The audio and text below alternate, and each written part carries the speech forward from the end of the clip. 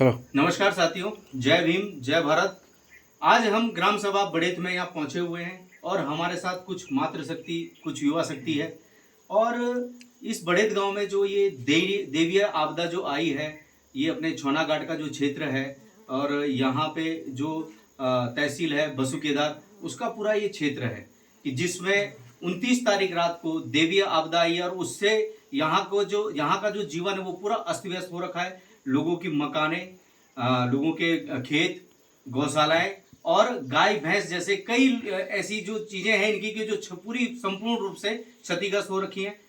और सबसे बड़ी विडंबना की बात यह है कि यहाँ प्रशासन के अधिकारी तो आए हैं, ग्रामीण कह तो रहे हैं, लेकिन प्रशासन के जो अधिकारी हैं वो सिर्फ सड़कों तक आए हैं, नेतागण भी सड़कों ही तक आए हैं। मानते हैं कि यहाँ राशन भी बांटी गई है, खाद्य जो सुरक्षा के जो राशन है वो बांटी गई है, परंतु वो भी सिर्फ सड़कों तक। फिर जो ग्राम सभा डूंगर ऐसी बस्ती में मन वीडियो साहब गए पटवारी वो जा रहे ऐसी बस्ती में ग्राम सभा डूंगर में सिर्फ पटवारी साहब और वीडियो साहब जा रखे हैं। ना तो वहां विधायक जी गई हैं, ना तो कोई बड़ा नेता गया है। क्यों कि या तो विधायक जी को मेरे ख्याल से या तो डूंगर ग्राम सभा वालों ने एससी जो बस्ती है उन्होंने शायद वोट नहीं दिए, इस नाराजगी से नहीं गई है मान्यवर विधायक जी। तो ये सवालों के घेरे में आता है, क्या आपके अंदर पीड़ा नहीं है उन ग्रामीणों की? क्या आप उनकी सुध लेने जा सकती थी? जाना चाहिए था। और ये हमारे साथ माता जी हैं जो कह रही है कि मेरी मकान पूरी तरह से क्षतिग्रस्त है।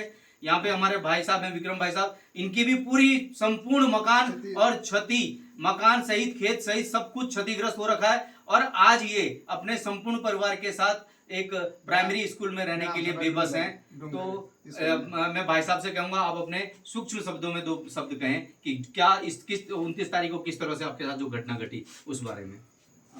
मेरा नाम है श्री विक्रम लाल जी, ग्राम सभा डूंगर से बोल रहा हूँ। ऐसी बस्ती जो है अभी जो 28 तारीख को जी जो आपदा है, तो जो हमारे ऐसा था जो बच गए हैं बाल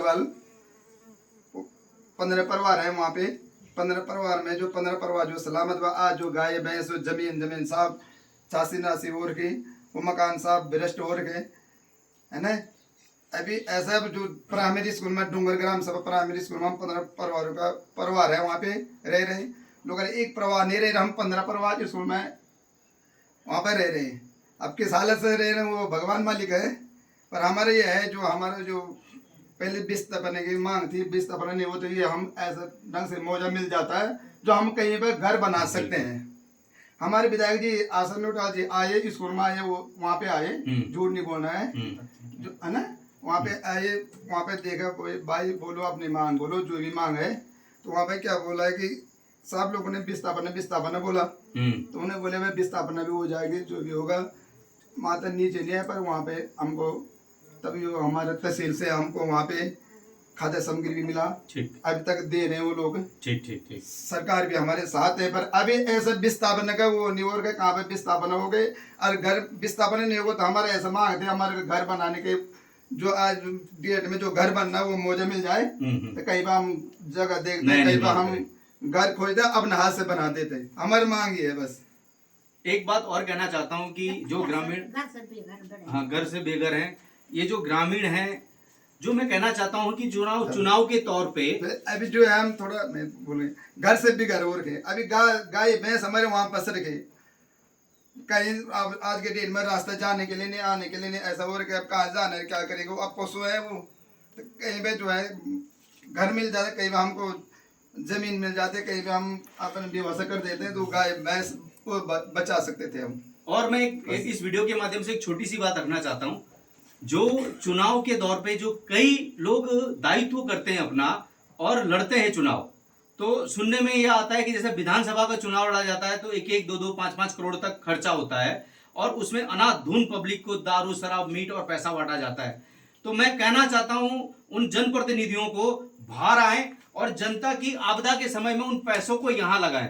जो आप 1-1, 2-2, 5-5 करोड़ या 20-20 लाख रुपए जिला पंचायत में जो खर्चे जाते हैं, जो जनप्रतिनिधि खर्चते हैं जनता को गुमराह करने के लिए, वोटों को गुमराह करने के लिए, तो आप लोग सामने आओ और आज इन पीड़ित परिवारों की दशा देख के और उन पैसों को अगर 1-1 लाख रुपए भी अगर वो हर परिवार को मुआवजा देते हैं, तो आपको मेरे को लगता नहीं कि 5 साल के लिए आपको तैयारी करनी पड़ेगी या पैसा दारू बांटना पड़ेगा।